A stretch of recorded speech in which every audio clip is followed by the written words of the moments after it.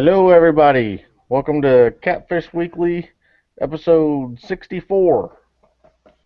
We're talking about flatheads, and not Lyle, the fish. Well, thanks. But we'll be talking a little bit about, it's about that time of the year, what we do, where we're targeting them, kind of bait we use, rigs that we use, changing it up a little bit, if we do anything different for targeting flatheads. Um, Maybe even talk about where some of the better places in the areas that we fish that have flatheads. So, um, welcome everybody. I know it's a little bit of a slow start right now. Hopefully, it picks up in the chat. But if you guys have any questions or you want to talk about anything with the flatheads or anything else, just go ahead and post it up, and we'll get to talking about it. Right now, I'll go ahead and throw it over to Chuck and let him get us rolling. Chuck. Yeah, I'm about ready for some flatheads. It's about the time that they even start hitting cut bait really well. And if the times I really like using the cut bait is when the on the days when there's a whole lot of current. It seems like when the current's moving, 1.5, 2 mile an hour, um, and I'm fishing directly out in the current, it seems like they can't hone in on my live bait for some reason. And I can sit there and fish, 3 poles with live bait, 3 poles with cut bait. And when the river gets like that, it just seems like I do a lot better with the cut bait during those times because I guess they're able to use their other senses. Um, and if it's fresh enough cut bait, they don't have a problem with it after being dormant all winter and trying to get their energy and stuff back and feeding. But when that current gets down below 1 mile an hour, um, and all them whistling sounds aren't going on underwater, it's totally opposite. They won't touch the cut bait hardly if that live bait's down there next to it, and you can't keep a bluegill on. They'll be the little 7 and 8 pounders. They'll be knocking bluegills off your hook bigger than your hand. They will they'll run the channel edge. We can get out there about 3 o'clock right out here beside the house and fish till about 7 and not even get a bite. And then starting around 7:15, 7:30 to about 9:30, it's usually nonstop action every night. Flatheads from 15, 20, 25, 30 pounds. We hadn't got one over 35 pounds out here, and I think it's probably because of there's so many of them. I think that by them being so overpopulated, it's probably hurting their that they're not getting the food that they need, and that Stunting the because they growth. yeah it seems like they're also competing. They run in packs because usually when we get a double, we'll catch like 2 13s at the same time or 2 17s at the same time or a 25 and a 28 around the same time. So I just don't know what it is about them wanting to stay paired up in about the same weight range, but it may be just a coincidence. But that's how it's been happening for us. We didn't get the fish out here much last year. We had so much going on, but the year before last, that's how it was working out for us. It seems, But Chuck, would you say it seems like in the springtime? I don't know if maybe the fall as well, but the springtime is, they say that early morning and the sunset and um, sunrise and sunset are like the times where the flatheads in the spring seem to be most active, and then through the summer it's more.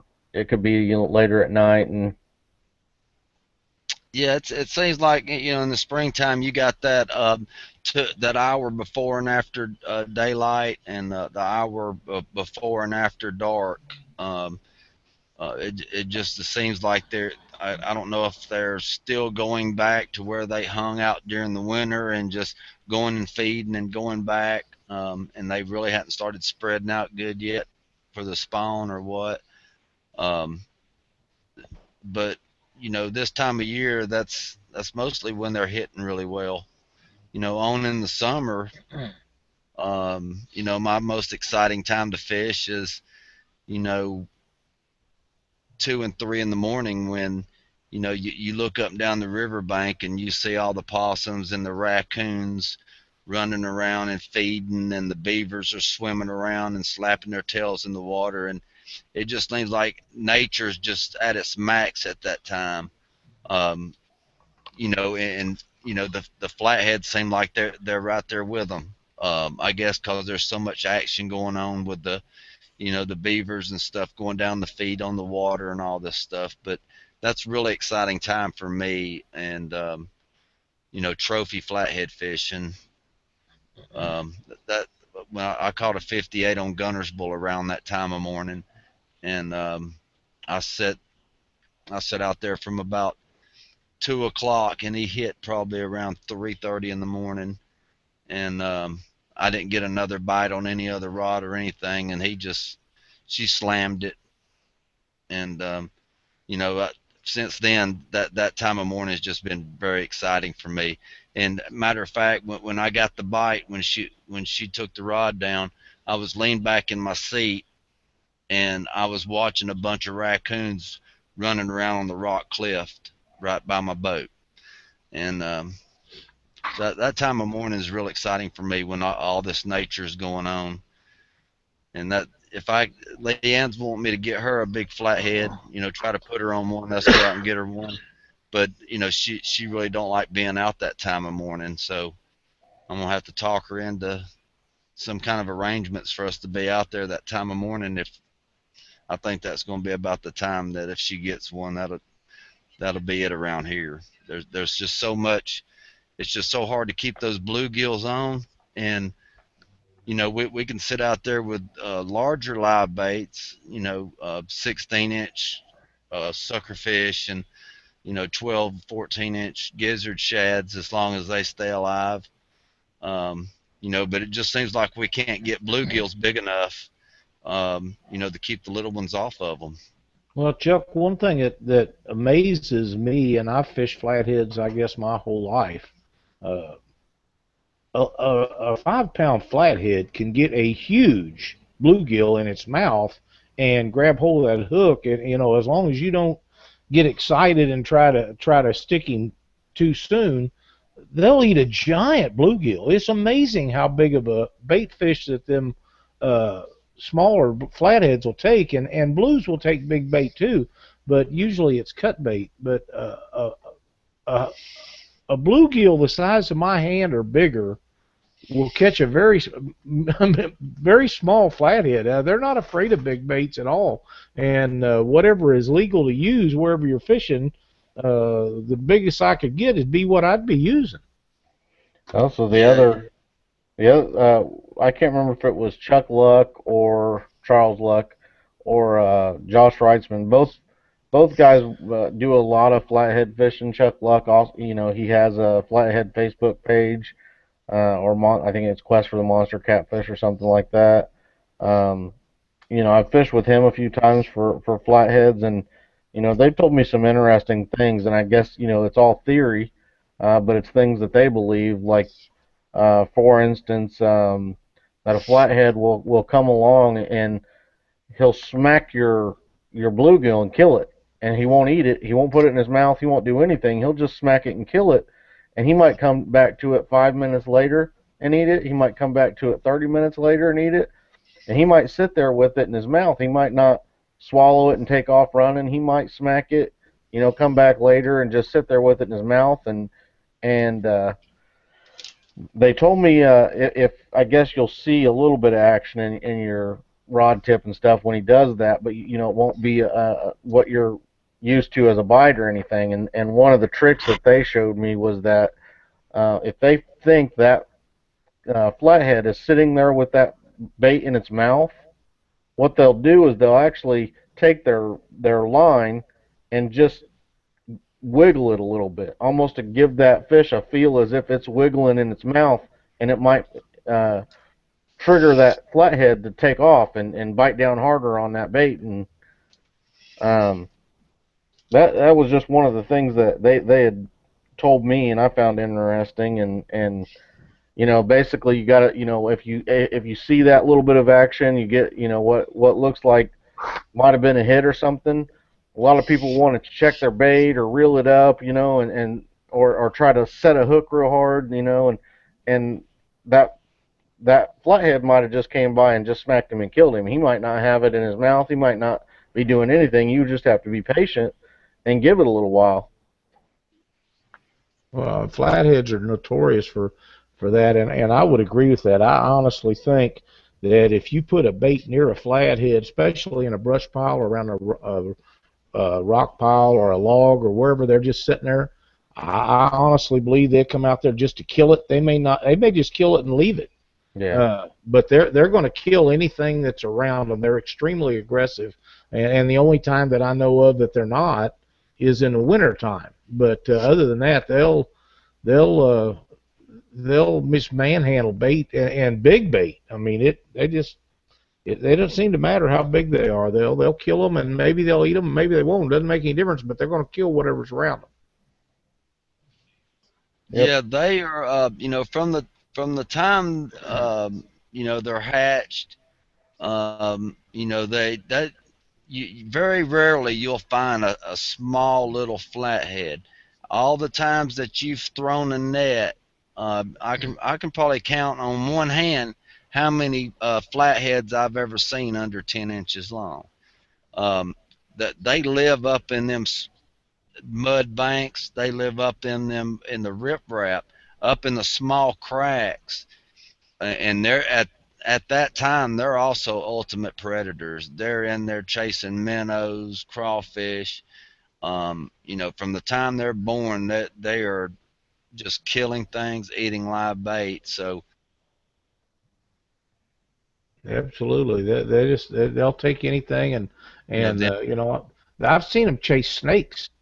Next to a bank, a 4 or 5 pound flathead will chase a snake, and if they catch it, it's gone. I mean, they don't care. yeah, I've seen stuff get hit by the bank and stuff. Never know what hit. Um, but we've heard about ducks. Pretty good sized ducks and coots being hit. And a lot of people say it was big bass early in the morning and stuff, but No, no, I really believe it was large flatheads up in the sloughs and stuff. Them especially right after the ducklings are hatched and they follow their mother around the sloughs and stuff. And if you're camping in that area or if it's somewhere where you go back week after week, you'll notice within a few weeks that at first you'll have 7, and then you'll go back and she'll have 4. And they all can't get right up under her tail real tight, so that seems like the ones that are right up under them, they're the survivors. The ones that have to string back behind her, they're the ones that get picked off one at a time. And I believe it's got to be flatheads doing that. yeah, there ain't no Um, bass going to take a duck. no, That's like saying they'll get a red-winged blackbird or something sitting there. They're just not going to do it. Bass don't have the capacity to do that. And people that think that's happening, they're just full of themselves. That's all. yeah, and you talk to these bass guys. There's lots, I mean, lots of bass guys around here, and they have total respect for these flatheads because they'll get out um, with these crankbaits and stuff, and them big flatheads, 20 and 30 pounds, they hit them, and it gives them a good ride. And I've talked to a few, and they love the fight and love catching them unless it's during a tournament. For one, they want to fight them and get their $7 or $8 crankback back. But they're wasting tournament time by fighting the fish during the tournament. But if you want to have some fun right before dark, you can get a crankbait and go right out on the channel edge. Um, and you can throw some live baits out behind the boat and drop a couple of straight down, and you got both sides of your boat and out the front that you can get up there and play with a crankbait. And we've caught plenty of 7 and 8 pound flatheads with small rapalas and stuff. you know, cranking them down the side of the channel edges. It's really fun. Yeah, I almost think that again, we were talking about products and stuff that would be, for catfishing that could be made. Some sort of, um, I guess, small duck lure for flatheads. There Yeah. you go. I think, I mean, it's not going to be something that flatheads are already a tough fish to catch, but I think that it'd be a blast if you had a little lure that was a small duck lure or something that, you could do it and catch one.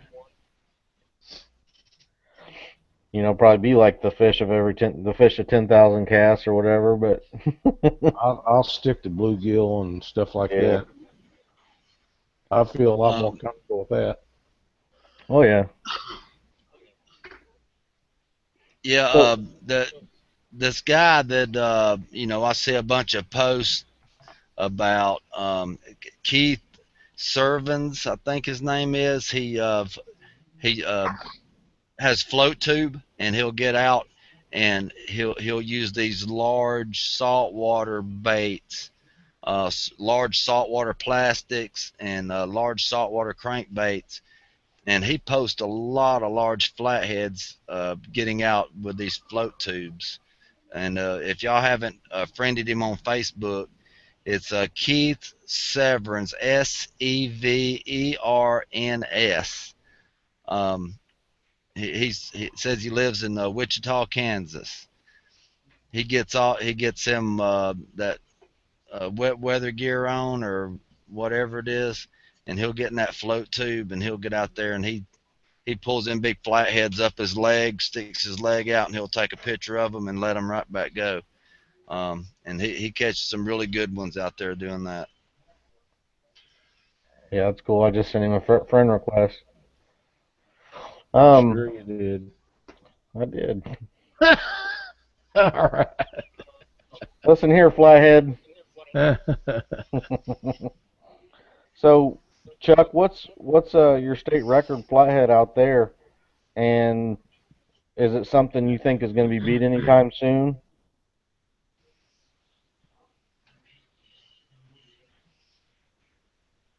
You broke up. I didn't hear you.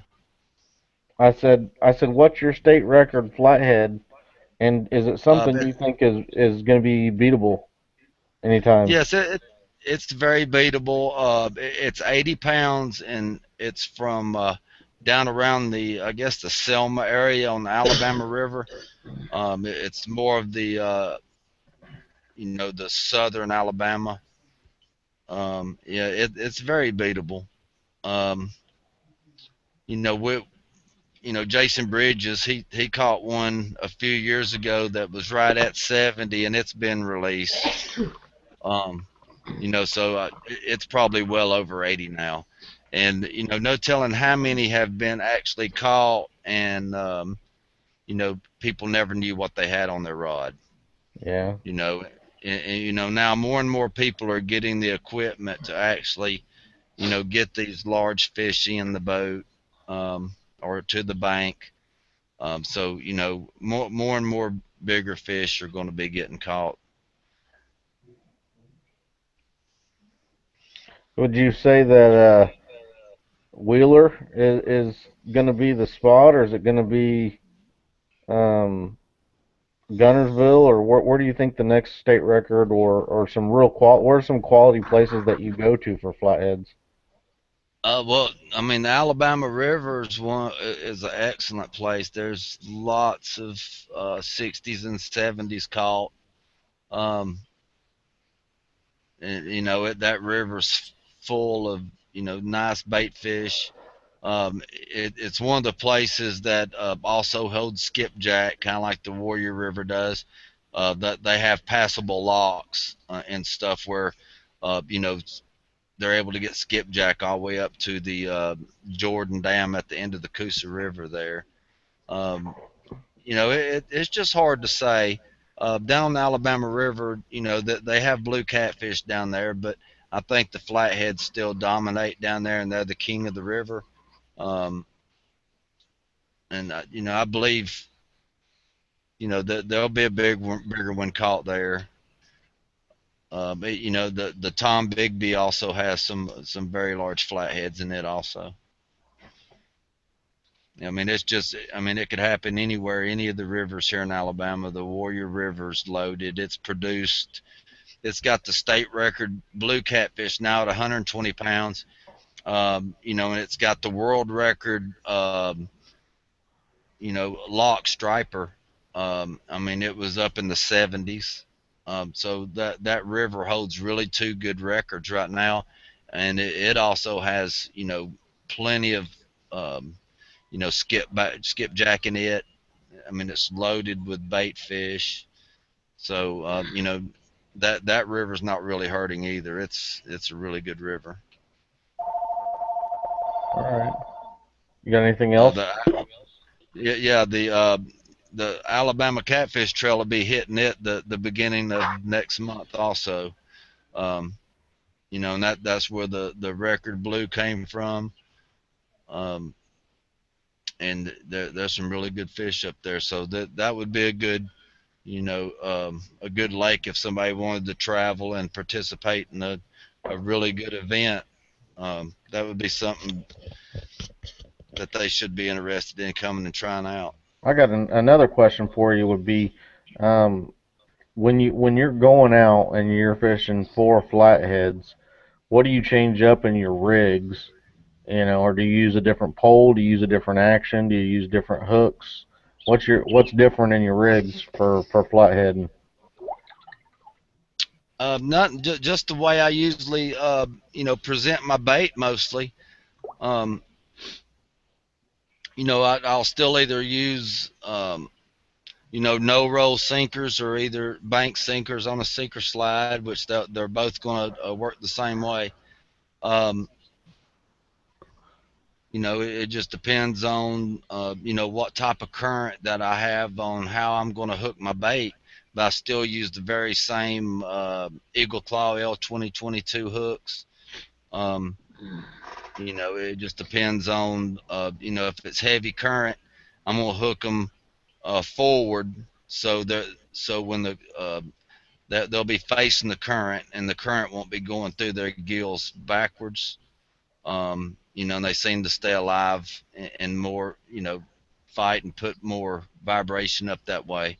If the current's pretty mild, a moderate current, I'll hook them um, in the tail, but from underneath. So when they're swimming up, that it don't try to flip them over or anything. So it just depends on mostly the current. If I'm fishing the river or the lake, I use the same equipment, the same line. It just depends on what bait and what the current's like is how I hook them and stuff. It's the only difference. Hmm. Okay. What about you, Lyle? Do you do Well, much flatheading? I love to catch flatheads. If you're tournament fishing, your chances of getting enough flatheads in the boat in our area is slim to win a tournament. The blues, there's just so many more blues, or the blues are easier to catch, or something. I'm not sure what the deal is, but uh, flatheads are the king of catfish. That's just the way it is. They're the most aggressive day in and day out. Now, on any given day, you get a 100-pound blue that it's kind of hard to top that. But as a rule, flathead is very aggressive, and like I say, we was talking a while ago, they'll just go out and kill something and be killing it, not necessarily going to eat it. Uh, they are, for the most part, dormant in the wintertime, so nobody really fishes them around here because it gets so cold. But as soon as the water temperature starts warming up, and I know that guys are already catching them in our area, I just haven't been out. But you can catch them on cut bait. The success rate with live bait is far superior to what you will do on cut bait. From my experience, now that may be different with a lot of other guys, but we have the Missouri and the Mississippi rivers, and they're both very, very good places to catch a large flathead. But if you'll notice, none of the guides even talk about fishing them. They're just hard to catch. you have to approach them differently, and they are predominantly caught at night. You can catch them in the daytime, but for the most part, you're going to catch them at night. If you get a good cloudy day when the sun's not going to be out and the pressure's right and everything, and you're liable to catch a good one. But for the most part, my favorite way to set up on them is either in a river bend where there's some deep water close by and a big brush pile or log jam or a rock pile or something I know that's got a steep a bank or a flat on the side of it where at the end of it somewhere has deep water where they can get away. They use that for an escape, but they'll just run up along them banks and they'll be looking for stuff they can pick off. And bluegill is one of their best things, so that's mainly what I use. Works well for me. My biggest flathead come from below the Clarksville Dam on the Mississippi River. Cindy and I was out there one night and it was really late. I'm thinking around 11:30 or maybe later, and we fishing for blues, and I had brought some live bait and I throwed a bluegill on there about 4.5, 5 inches long. Line went slack and I started reeling it up, and I like to never caught up with the old gal, but she was a giant, and it was a great fight. The thing about them is once you get them to the top, most of the time the fish that I catch of any size, when they see that boat at the top of the water, they'll take you right back down. I mean, they like it down deep, and it's hard to get them off the bottom sometimes. But and as far as equipment, if I'm fishing where there's going to be a lot of brush or log jams and structure and stuff, I'll usually use a heavier rod. I'll still use my 80 or 100-pound braid. I just, after going to braid there's never any way I'll ever go back to monofilament. I mean, I don't even want it in a boat. I don't know how people fished without braid all them years after using it, but that's the way I feel about it. And when you get a heavy action rod, extra heavy power rating, and he takes off on you and you lay it on him, and he's trying to get you in a brush pile, you got enough rod and enough stuff to keep him out of there, it gets pretty exciting, and business picks up pretty quick, and that's what I like about them. They're tough fighters. Even a 5 or 10, 15-pound flathead is they're a bear. They're mean. They don't want to come to the boat, and until you wear them down, they're not going to. Yeah, we've got a couple. Jason Kentner said that he'll be fishing with Keith Severns on the coming up weekend while he's working in Kansas, and he'll be fishing out of a kayak, and he'll be using his Vibes blade baits. He catches several flatheads a year on them, vertical jigging as well as casting them. Jason, if you got a link to any of those, if you could put it up for everybody so that way they can maybe check them out and maybe give it a shot as well. Jason Kintner is an animal. I mean, he'll fish anywhere, anytime. If he's not working, he's probably fishing. Oh, yep. Yeah. It's my kind of guy, then. Absolutely. I tell you, I don't know if they know each other or not, but he puts me in the mind of Jason Mathena. If Jason Mathena is not working or he's not doing something with Jamie, he's in a boat someplace, he's fishing. And Jason Kittner's the same way. He just, them guys, if they ever get together, tournament fish together, the rest of us are in trouble, I'm afraid.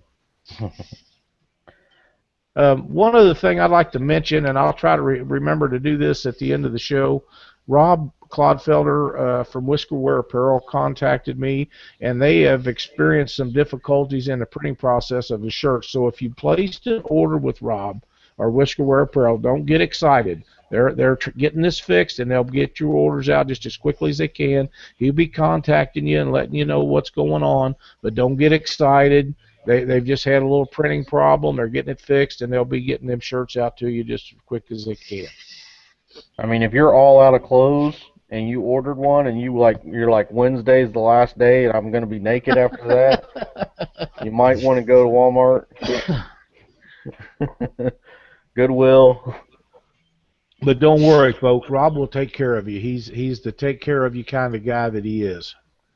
I did get a message on Facebook from Denise and Brian. They said the Kanawha River is great for flatheads on cut skipjack or filleted in May.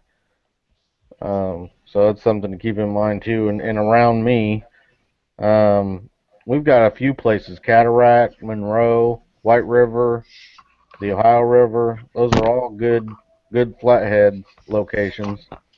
Our Indiana state record flathead is 79 pounds 8 ounces. It was caught in 1966, so it's been a long-standing record. Um, a lot of people think that it's going to be broke, and they think it's going to be broken in one of those places that I just said, probably like Cataract, Monroe, or the White River, more so than the Ohio. But one of those areas down there, they're thinking that sometime soon that's going to be broken. What'd you say the record was again? 79.8 in Indiana for a flathead,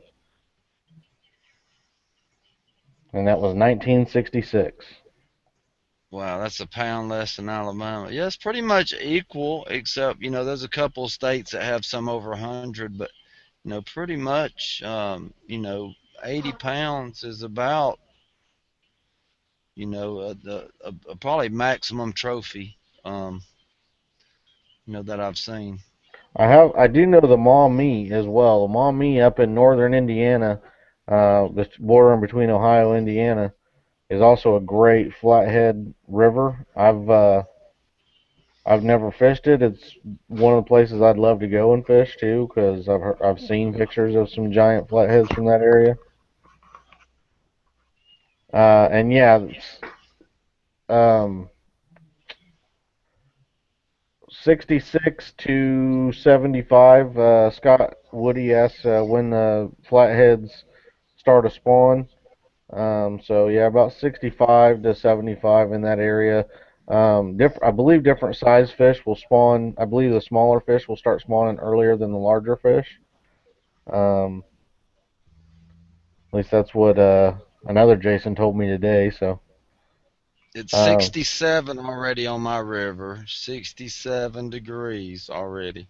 and as far as how long it lasts, again, I think it's going to be more relative to the size of the fish. It might be a whole month, that you could say that they're on spawn. Normally it's at least a few weeks. And Jason says he loves the Maumee. Jan's Netcraft carries the Vibes along with another brand. They're also the same as Silver Buddies or Cicada type blade baits. Yeah, the Glenn Simpson. It's a controversial record because there's no pick to prove uh, that it ever even existed and everything. And it is controversial for Indiana, but it's what it is. It's in the book right now, so it's there. There was one guy, I believe, a few years back that thought he had a 85 pound um, flathead, but come to find out he had inaccurate scales and it was a 66-pound flathead. Ohio record flathead is 76 and a half pounds. Well, while we're sitting here, um, we had the contest for this week, the caption contest. We're really getting a kick out of this. It's been a fun little contest. People putting some funny little comments up. Um, Jason Big Cat Mathenia with 11 votes is going to be the winner for this week on Lyle's photo. He's going to win the entire set, the large, medium, small, and mini, and along with the bobber stop applicator and a refill package of the bobber stops. I'll get a hold of you and I'll get your um, address and I'll get it mailed out to you, and hopefully you can get to put them to use and you like them and everything. And I did not get the video of the guy showing you how to use them and everything ready for this week. I've been really busy, but I will do it. I did talk to the guy, and he did tell me that everything was set up for my revealing of the special that I was going to give everybody. So if you go to Clearly Outdoors, and I'll put a link in the um, I'll put a link in the chat box there, but Clearly Outdoors is the website where you guys could buy these bobbers and the bobber stops and everything. And if you go and you purchase anything and you put in a special code, and this is just for me and for Catfish Weekly people and everything, put in the code FUD, F-U-D, capital letters, and you'll get free shipping. That's the special deal that I had, and I wanted to make sure that he had it ready before I told you guys. So if you go and you order some, they're great bobbers. Like I said, he was selling the absolute crap out of them at this place. I mean, every person that's seen him and listened to him pretty much bought him. He was a really, really good product. I did give Heath his winning package this weekend. So I remember, just got a go ahead. I just got a message on Facebook that somebody got shut down. Will a couple of you guys let us know if on chat if everything's still going because I still have it up. I mean, I got some from 2 or 3 minutes ago on mine. I got one from just now and Yeah. a minute ago. So I'm guessing he's just got problems. Well, He we does. know that he does. Yeah, we got bad weather down this way also. So He has major problems. Well, I would agree with that, but he's a really good guy. Yeah, And he messes with you, and that's cool too.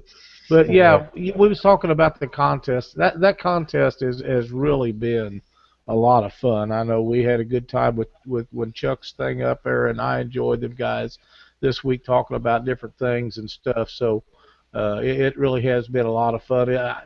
From my perspective, it's been one of the better contests that we've had. I've enjoyed it myself a lot. Yeah, everybody else is going. It's just he. So he'll have to figure that out on his own. By the way, I thought I'd let you guys know that on a rod and reel, Missouri's 77.8 ounces on Montrose Lake. That's the state record, and of course, it doesn't really matter to me. But the bank pole record is 99 pounds. If anybody's interested in that, but which I am not. But rod and reel 77.8, and there's a lot bigger flatheads than that in the waters we have. They just, for some reason, that's what I'm saying. When we was talking a while ago about what you use, if you're going after flatheads, they're going to be in structure of some kind, and you better have the equipment to get a big fish in if you want a big fish, because they'll break you off, they'll get you into stuff and tie you up, and just all kinds of stuff can happen. So you've got to be set with the kind of equipment it takes to get them kind of fish in and out. Yep, definitely. And they routinely like to take you immediately down into things. So a lot of the people that fish for flatheads, they really want a stiff rod that they can muscle that fish, turn it around almost immediately, and not let them pull them underneath the structure and get them hung up, because a flathead absolutely loves to do that. Well, you know, if nobody minds, I would like to expand a little bit on what I particularly use. What I'm using is 7.5 or 8 foot heavy action, triple X heavy power rated rods for flatheads, and maybe that's overkill, but these things are sensitive enough you can tell if they're picking your bait up and just sitting there playing with it, or if they take off with it. But with that 7.5 or 8 foot rod, if they take off and go to that brush pile with that 100-pound braid, and I'm on those rods, when I'm flathead fishing, I'm using a G30 Fluger contender. Now they don't make them anymore, but if you hold it right up next to a pin 320 GTI, it is virtually the same. In fact, I'm sure it's the same exact thing. I mean, they're just that close. But you can tighten that drag down, and you can put the hoe to them, and you can get them turned around. If you're having problems with something, that is something to that effect is what you need. A 1530 line class rod that you fish channel cat with is not going to stop a 20 or 30 pound flathead. If he's taking you into the brush, you're going into the brush, whether you like it or not. You got to have the equipment to stop them. So That's what I use, and I really like the 8-footers over the 7.6 just simply because it's 6 more inches of power that I can lay on his butt when if I need to. And if you don't, you don't have to use all that because the first third of the rod blank is not really terribly stiff. I mean, it's not like a bumping rod or a drifting rod or something like that, but uh, they're horsey. I mean, if he takes off on you, you can't stop it. It ain't because you won't have enough rod and stuff. It'll be because you ain't got enough stuff in your rompers to turn him around. All I know is Lyle sent me the stiffest rod I've ever seen. That's what that is. That's a 40-60 heavy action. Yeah. So the stiffer the better, Justin. Yeah, the flatheads, they cannot stand light, any sort of light at night. So if you're trying to get one in the boat and you don't have that net out ready and you want to try to take a peek at him when he's a few feet underwater and he's about 5 foot from the boat, if you hit him with that light, something's going to give. He's fixing to cut out. He's gonna break your line. He's gonna take That's drag right. or something. So you be ready. And I've even heard guys say that they use spotlights to keep them out of log jams and out of structure if they're bank fishing. And if that flathead's going down the bank and he looks like he's heading for some cover, they'll stick that spotlight and they'll light that cover up with that light, and that flathead will turn away from that light and go back out into the middle of the river. He won't go toward that light. Nope. So that that's a good tip. I've never tried it. I hope to one day, but I've tried shining a light on them when they get close to the boat, and I've lost quite a few that way. They will they'll break something to get away from you. Yeah, Now, they mean business. They're not fooling around. on a serious note, I did that the last rod that I got from you, that it was a real stiff rod. It was a Catfish Weekly rod that Lyle had just sort of put together and asked me if I wanted, and I said yeah, and he told me it was a real stiff rod and everything, and I took it to Wheeler with Ron Streeter for the fishing with Ron and Gary Turner, and I didn't catch anything big on it or anything, but it's a good rod. I still like it. It's definitely still usable for big fish fishing and drifting and things like that. Well, it is, and that's one that I ordered in for a guy, and he didn't like it after. Well, he didn't even get it. He never was sent, but he decided he wanted to go a different way, and I just built him a different rod, and that was sitting here wrapped. It just didn't have a decal on it. And I thought, well, it was yellow, and I try not to do them if I can keep from it. But I thought that with that Catfish Weekly decal on, it looked pretty nice. Well, Kentner says that he loves hitting a flathead with a spotlight while his friends reeling it in. He gets called all kinds of names not appropriate for repeating. I'm pretty sure that's right. One of the cool things about a flathead too is the way they hit. And I've only had one flathead hit differently, and it was actually the flathead my wife caught. But they hit so slow and methodical. It's almost as if a log is just rolling down the river and grabs your line and just starts pulling your pole. I mean, they don't normally take it and just go screaming anywhere. I guess they're so confident and so dominant in an area, they don't ever really feel threatened or anything, and they're not skittish or something. I guess except for by the light maybe. But yeah, I mean, the last flathead that I caught, good, decent sized flathead, it was about I want to say a 25 or so pound flathead my wife caught. I thought it was a gar. We were on the Ohio River and we had clickers on, and I had actually anchored up on the upriver side of a parked barge, and we were throwing underneath the barge. And I threw one bait way up on the corner of it, actually not underneath it, but more on the side of it. And that rod just like a gar, when a gar hits your line with a clicker on, it's just more of a zzz, and it did that, and I told her, I said, you got a gar on, and she reeled it in, and we got it up to the side of the boat, and as soon as it sees the side of the boat, like Lyle said, every flathead ever, as soon as it gets to the top of the water, it's like nope, and that was when the fight is normally on, and yeah, it ended up being about a 25-pound flathead, and it just was really shocking. It's the only flathead I've ever caught that hit like that, as compared to the slow, drag down.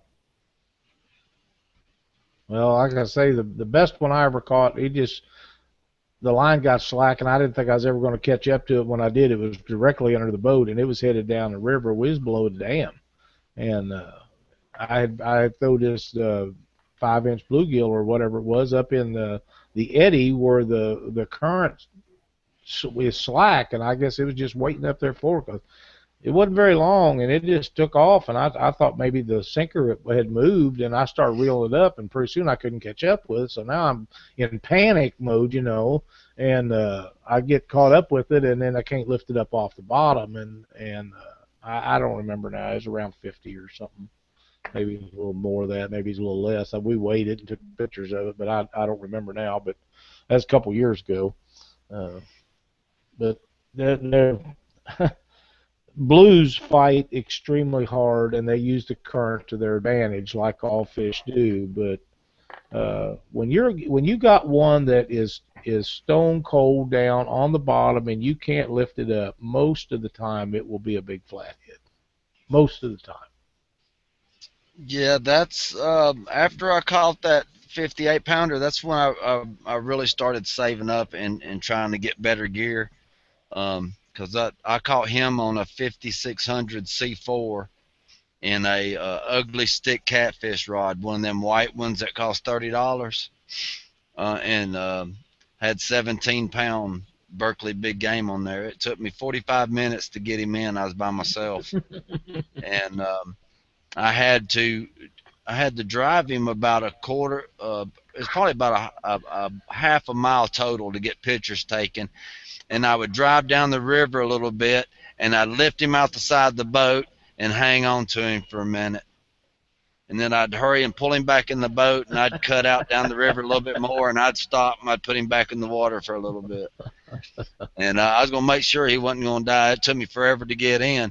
And I'd done called the campground, and everybody, there was like 30 people down there waiting on me when I got there. And they thought I was bull crapping because I hadn't showed up yet. And when I got there, I was so nervous, man, because I'd seen him probably 3 or 4 times, and every time I'd get him close to the boat, he would about spool me.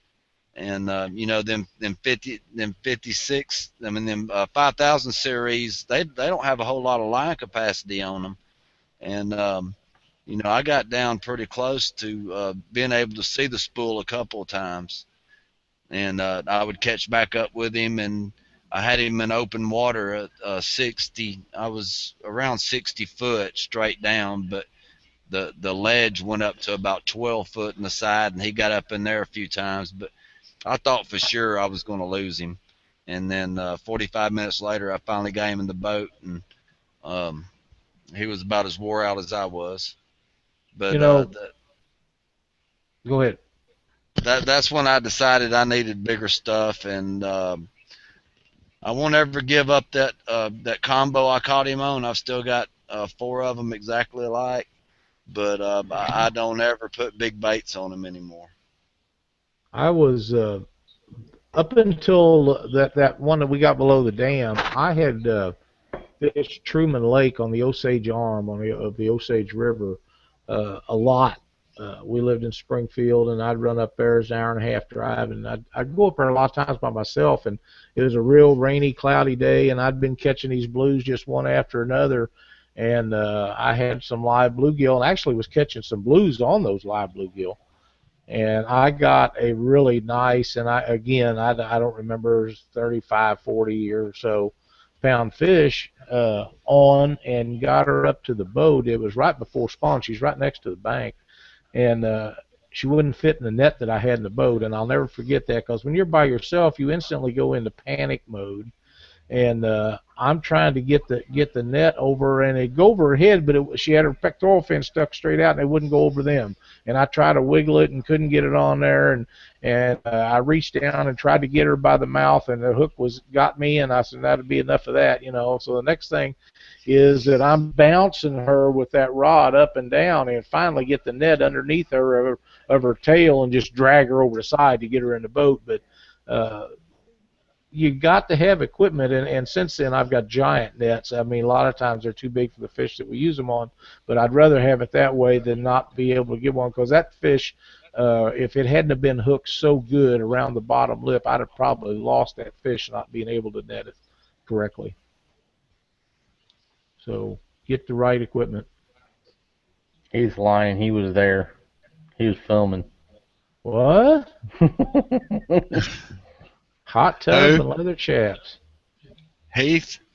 Fudge, you got to tell us about this hot tub and leather. Is that the same night that you and Rob was wearing that whisker wear, the top and bottom?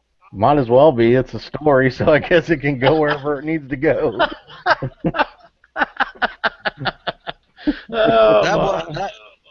That wasn't that cabin one at Winter Blues, was it? No. I ain't so sure. No hot tub there. Wowza. Yeah, I heard cabin one got pretty crazy. So that's what they say. Yeah. That's what they say. I got something else that doesn't pertain to flatheads that I'd like to mention tonight, and now's probably as good a time as any.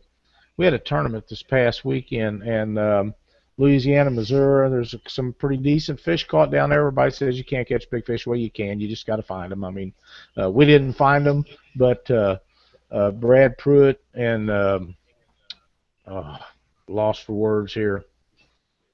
Anyhow, they got into some really nice blues and stuff, and had a great way in.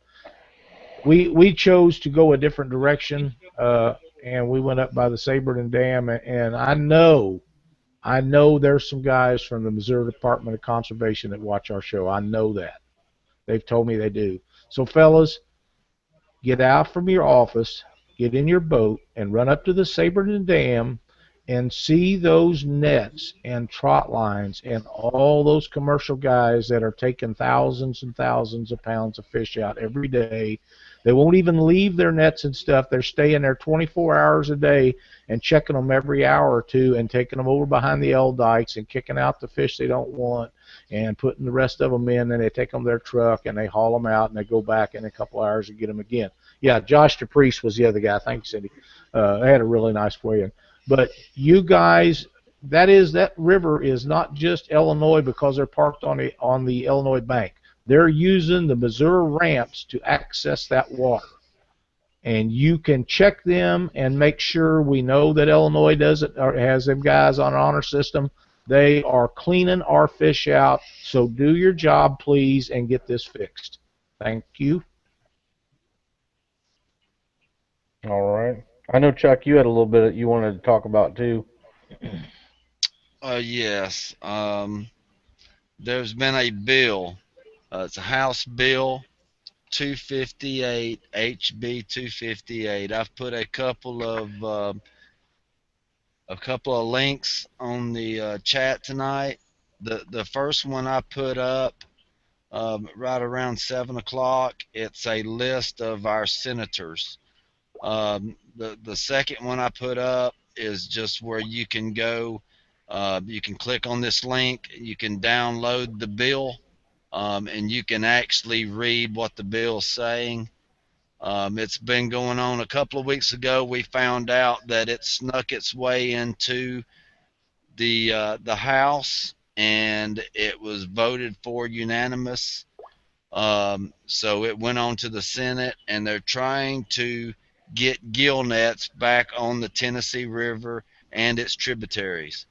So that will be very devastating for catfish, bass, crappie, anything that'll get caught in them.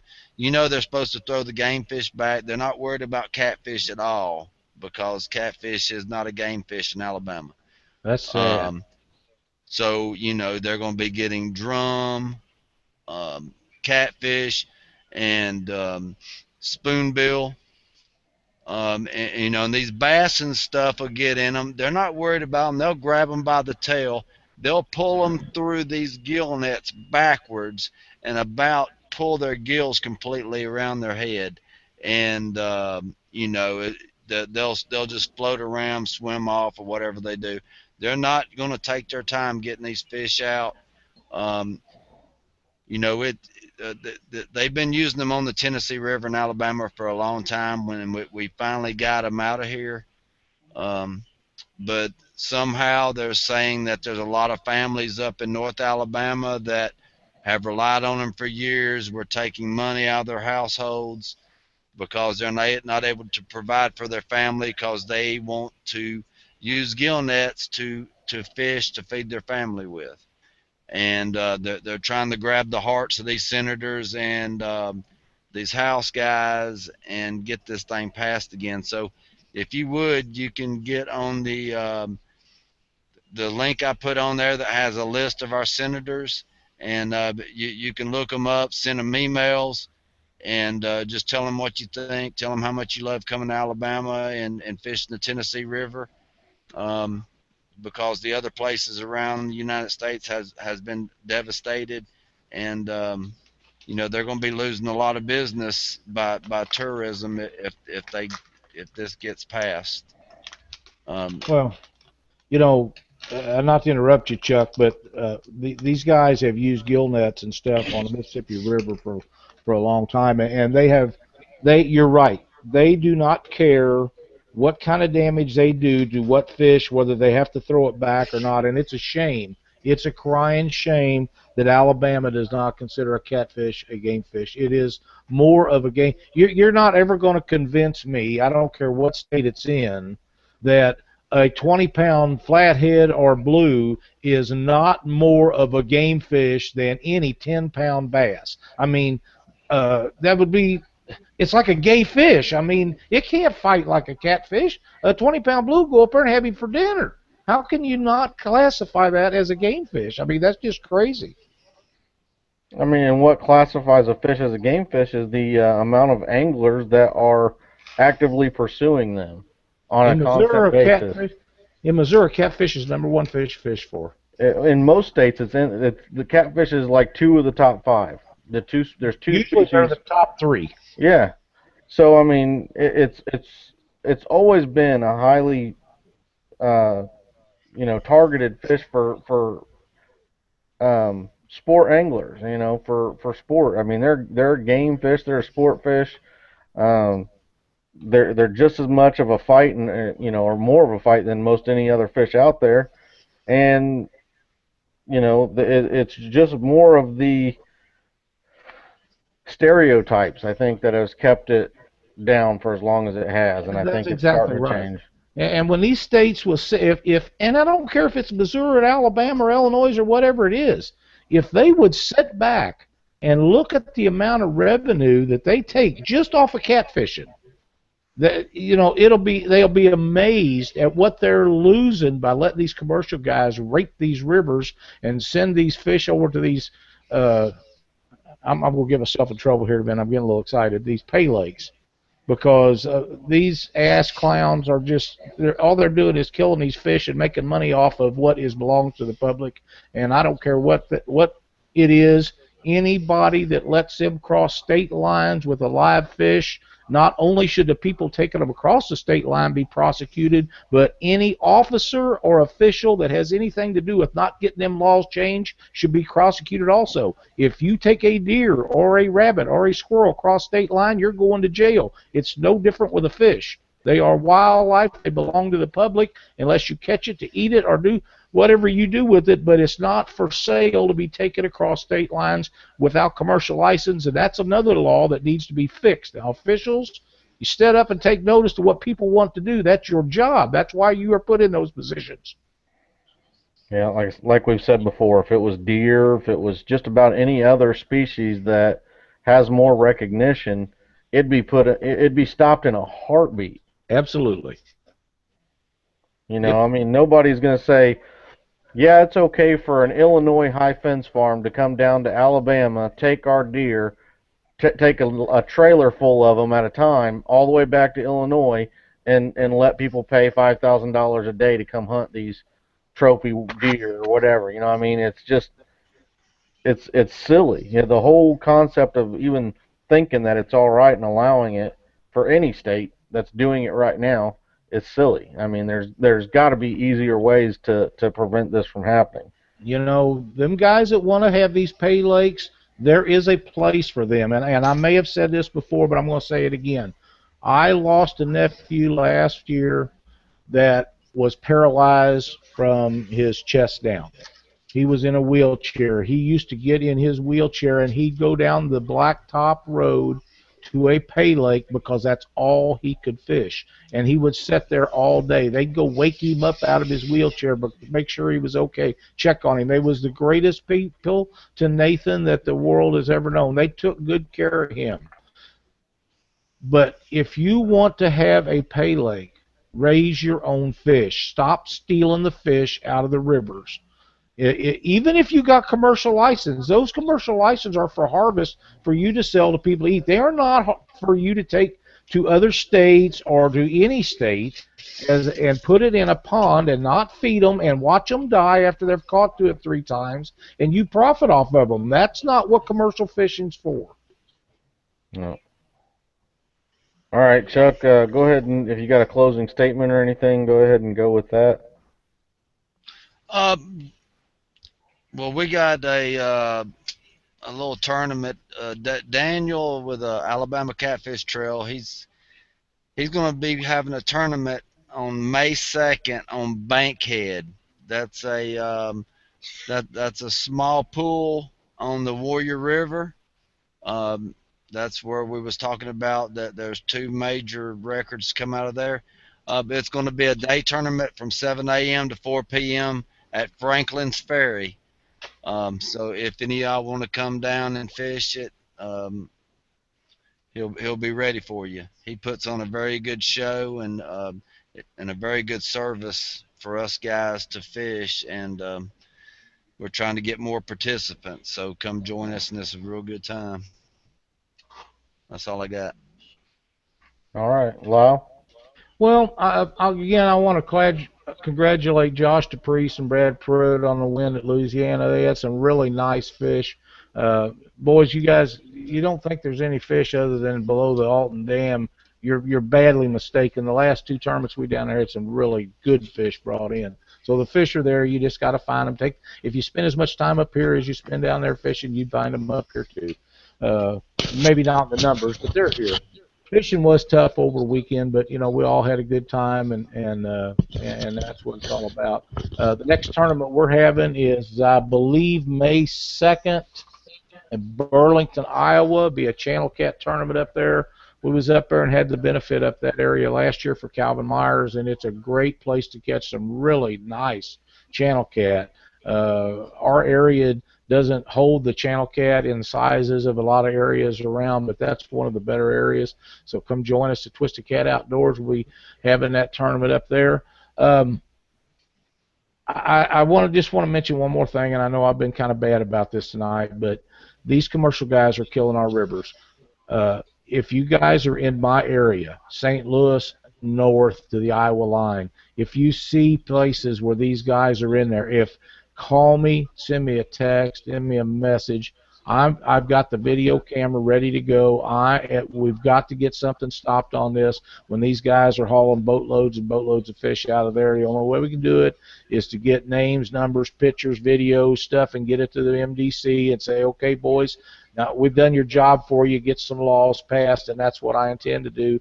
And anybody else that wants to do that, I'll be glad to present that stuff to them for you. I'm in contact with them all the time. But this, you can't even put a boat over by the bank on the Illinois side of the Mississippi River below Saberton Dam because of the nets and the lines, and that's just completely ridiculous. It's just silly. And I know that there is some people that are holding fish in Missouri for other states to take the pay lakes.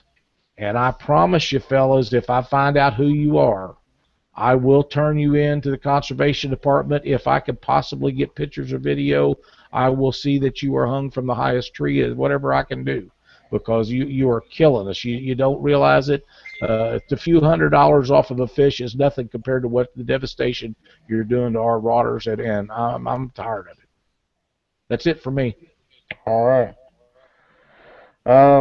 Again, I'll go ahead and mention that Rob did say he was having some problems with the with an order, I guess, for his shirts and things like that with Whiskerware Apparel. So just don't panic if you don't get your order right away.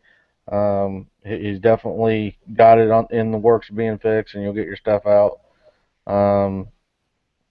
The ICA has a tournament on the 25th. The ICA's next tournament is going to be at Worthington, Indiana. It's going to be a daytime tournament, so 7:30 in the morning till 5:30. 5 fish limit, $60 entry fee. We did have an interesting situation this week, and I go ahead and try to explain it to people here now. When I created the rule for the $10 one-day membership, I didn't think about the people that would be doing that and fishing with a full member. What we did this past tournament, and this is going to be this past tournament only, was instead of a 10% of the if you were to win and be a one-day trial member, 10% goes to the club. Since you had a one-day member and a full member, we decided we'd just split that and do 5%. Nobody got into the money that was with a one-day member, so it didn't matter this week.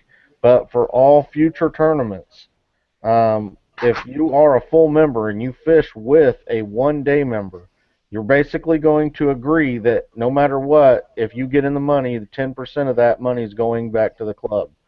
You either have that option, or your one-day member person can get a full membership, and you can get all of the money that goes to the winner or goes to your place or whatever. But so if you have any questions on that or anything like that, you feel free to send me a message on Facebook. I can try to explain it and make sure you understand. It's pretty easy, but it was just a situation I didn't think about beforehand, which happens sometimes. But we dealt with it just fine, and we got the plan up for action for the rest of the tournaments, and that's just how it is. So there won't be any, so you did it this one time, we're going to do it again. No, it ain't going to happen. It's either agree to that or don't fish the tournament. I got something. Yep. I know you want to finish up here, but Chad Wall said Extreme Catfishing, April 25th, Madison, Indiana. May 9th in Troy, Indiana. And there's one other thing.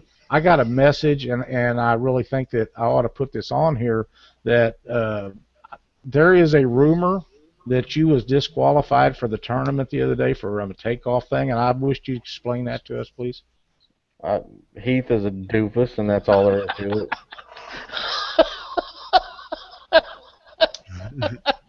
Well, I don't know nothing about that. But I wasn't disqualified. He tried to say I was. You have no idea the messages I get about you, man. What'd you do, Fudd? I didn't do nothing.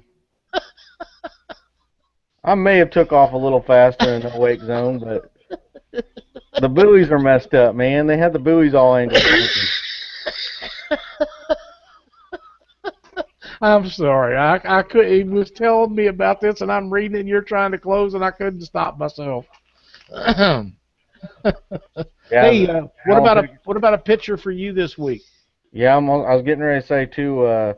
If you guys, I'll let Lyle and Chuck, and I guess if you guys have a picture of me that you want to see done for the caption contest, you can, send it to them and tell them that that's the picture you want to do, and then tonight or tomorrow I'll put the picture up for me, and we'll do the caption contest for me for this week.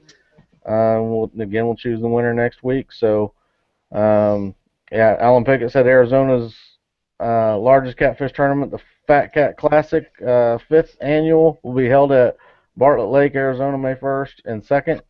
Trophies, cash prizes, raffle prizes. Catfishaz.com.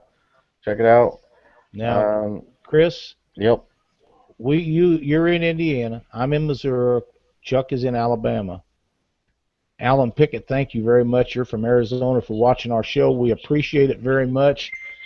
Be sure to check out our sponsors. I know Rob is having a little bit of printing problem, but you guys need to go over there and check out Whisker Wear Apparel. He really does a lot for our sport. But thank you from Arizona for being on, listening to the show and talking about your tournaments down there. We appreciate it much. Yeah. I'll quit interrupting you.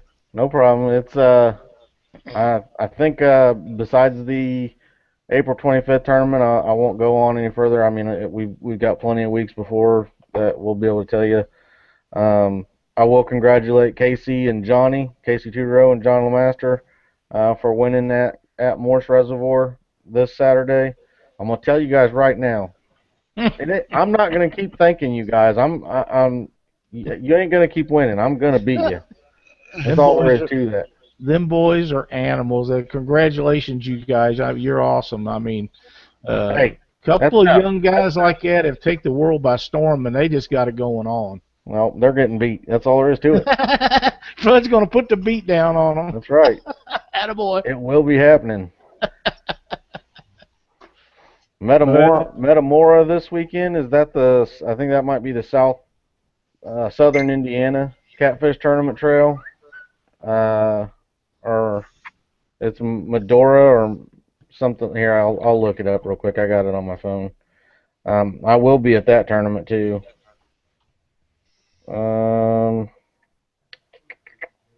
What is today? Okay, Medora. It's Medora on the White River, Medora, Indiana.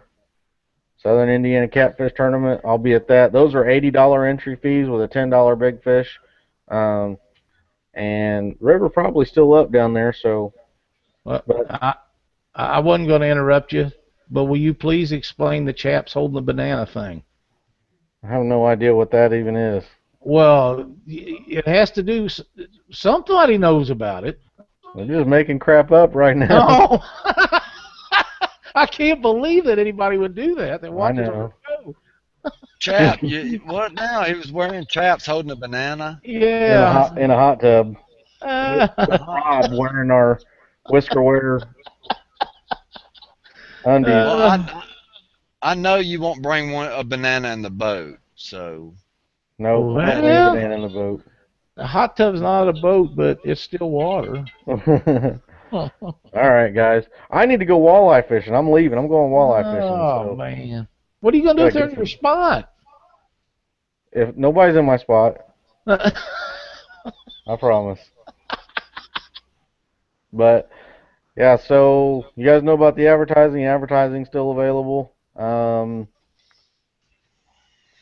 Thanks, everybody that showed up for the chat tonight. It was slow starting, but everybody showed up pretty quick. So thanks again for coming. Well, I know we got people from all over, not just Arizona. We got guys from a lot of states. So it means so much. It really does, you know, and we probably don't say it near enough, but you guys listening to what we have to say and watching the show means a great deal to all of us. We like we said before, we don't do it for the money. We do it because we enjoy doing it, and evidently you guys are enjoying it too, so it makes it work out really well. And thank you all. And you listen to us vent and complain about everything, and you're right there with us. Yeah, we do. The same thing happened last year. It don't get dark until 9 o'clock, so everybody's outside doing something. Don't even notice we're on. But we're still here. We'll still be on until 8:30. So if you come in early enough, come on in, see us. All right. Trying to make sure I'm not forgetting anything. I don't think I am. So see you guys next week. If you got, like I said, if you got a picture that you want them to do the caption contest, send it to them.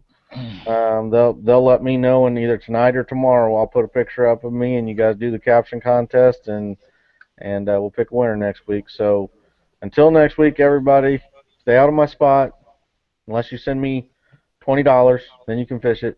Or bait. Yeah, or yeah, I guess some bait. Send me moon eye. It's got to be moon eye. I want moon eye. All right. See you guys later. Stay out of my spot.